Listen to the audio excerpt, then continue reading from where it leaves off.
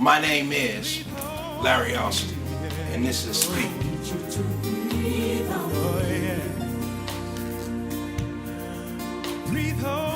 I am a servant, a husband, a father, a friend, somebody who's really seeking to live out my purpose, somebody who's trying to find what I've been called and created to do and live into that fully, not get caught up in something that's outside other distractions, but to actually live and do what God has created me to do. I am a son of a kind of single parent household. My mother, was grinding. Like, let me just say this in terms of who I am, how I saw hustle, right? My mother worked, one of her jobs was a construction site. Moms, if you know my mother, you like, she wasn't working on no construction site. Moms, but that was just part of the legacy I saw in front of me, somebody who was willing to do whatever it took to provide for me, to make sure I had opportunities to succeed. So I'm a product of that backdrop, and so I try to live my life in a way that's about, be about something, man. Don't sit around waiting for opportunities, but get after it. I think I am a child of the King, been graciously awakened to that purpose of my life, not just down here like on a field trip trying to figure out what's down here, but been connected to what's divine and what's above us. And so I think I am somebody trying to lean in fully. Before I get out of here, I want to do exactly what I've been created to do. So that's who I am. The song that I think best describes me is song Mary Mary, Thankful. Again, my life has been one of hills and valleys, ups and downs, good days, bad days.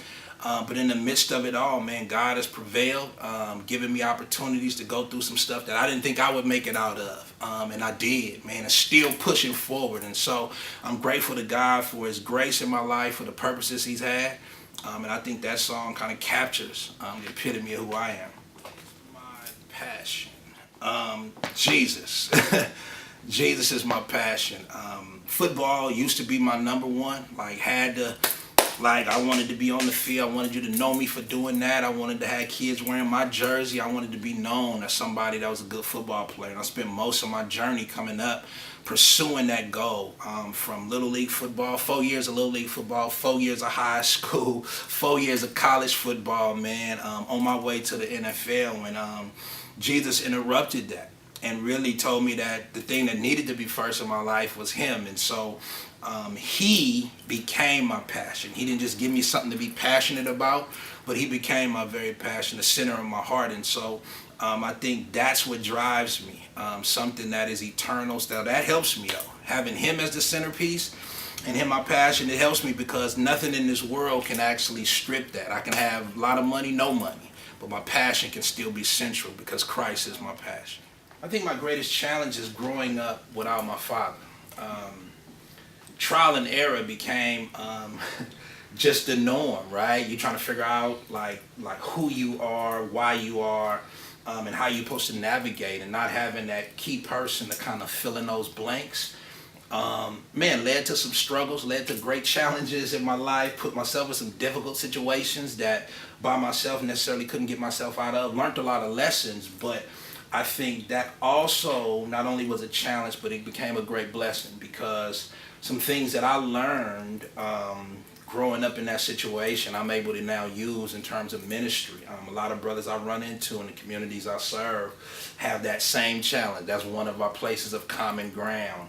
And being able to just talk about what that felt like for me, not first how I got out of it and what my victory was over, but just to be able to identify and be able to say to those folks who deal with the same thing, like, me too, bruh, me too, I know what that's like. So I think that challenge put me on a trajectory to have to take a hard route in life, but at the same time I wouldn't trade it for anything. Some of the lessons, some of the greatest lessons I've learned, some of the greatest people that have stepped in my life stepped in because there was a missing piece in my life. And so these folks invested in me in ways that you can never make up for your father not being a part. I just remember even in that challenge, playing all of those years of football, over 12 years of football, like with uniforms, practices, teams, and never having my father see one game like that was a challenge, and more so when I would finish a game and did great, and you walking off the field when other kids' fathers walking them off, and you walking off dolo. Mom's coming to meet you, but it's just a little different, man. And so, growing up with that challenge, that missing piece, taught me a lot, and it also helped me invest in the lives of my own children to make sure I was there in my life. That's a great one, just because I just finished a movie and music project called My Life, His Purpose. And I think that piece was a 23-year journey in one sense, to find out that my life, not just getting saved, coming to God like I'm yours, go to church, do all the right things, check the boxes, but my life, what would I spend my life on? Like outside of a church building, what would I do with my life? And so for God to tell me that my life actually belonged to a pre-planned purpose was both a challenge and a gift, right? A challenge because you got to get out of the driver's seat of your own life and actually follow God. And so I think that that was a gift to me, but that's what God has said to me, that my life was to be led for His purpose. And if I had to give some advice to just my younger self, like, man, after this journey I've been on, it was just, brother, stay patient. I know I'm one who can get very excited about the things I'm involved in as if stuff is going to happen tomorrow. But it's a long journey. God is never in a rush to make something happen or fix something. He patiently waits to prepare you for what He has for you. And so I would just tell my younger self, man, slow down, pace yourself, brother. You're going to get there. It's good.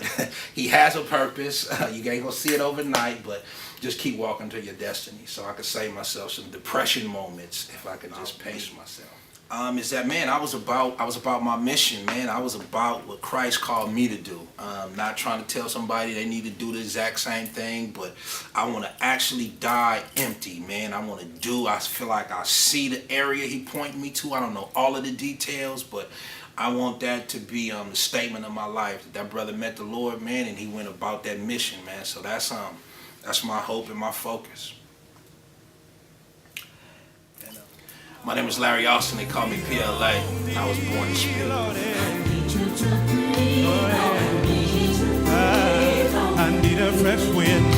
Breathe on me, Jesus. I need you to breathe.